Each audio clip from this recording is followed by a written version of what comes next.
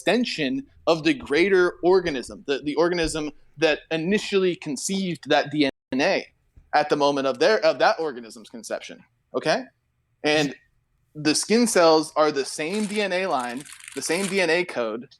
It might be mutated, as you like to put it, but it's still the same DNA, and it's still a part of that organism. It's not distinct in any way. So is the zygote, dude. But at conception, the fertilized zygote is distinct from both the mother and the father, and it begins operating as its own organism, reproducing down its own DNA cycle, separate and distinct from both the mother and the father. Try again. The skin cell does everything you said the zygote does. No, it does not. It does not do that. And if you don't concede this point, I'm just gonna have to mute you. Okay. You're not. I'm not gonna sit here and let you badger a point that you already lost on. Okay. Okay. So more nervous laughter. Okay? So where does the zygote take an ATP? Are you going to concede the argument, or are you just going to keep doing this? Wait, you're making this bifurcation in which I concede the argument or I mute it. Well, no, the argument is dead. You've already lost it. I'm not being bad faith here. It's it's been debunked. Your argument is you debunked. lost because the skin cell and the zygote function in the same way. They're genetically distinct.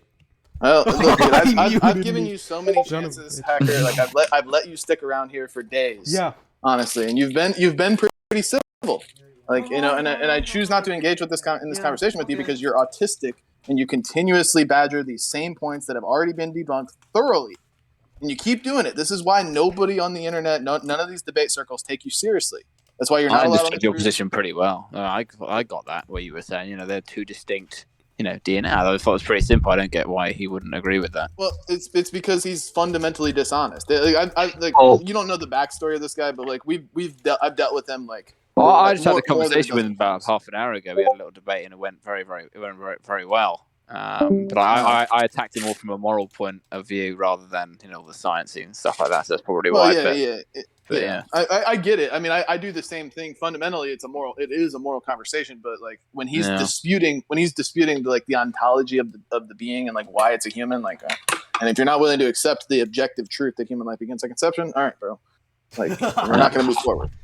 It proves that even when you hear truth, if you disagree with it, you're like, okay, so the skin cell mentioned in that hypothetical, it is genetically distinct.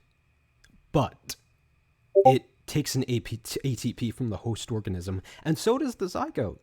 They're both genetically distinct, so I don't know where the delineation between the zygote and the skin cell is. I mean, if he says one is a zygote and one is a skin cell, that's circular reasoning, because, I value the zygote specifically because it's the zygote. I don't know why.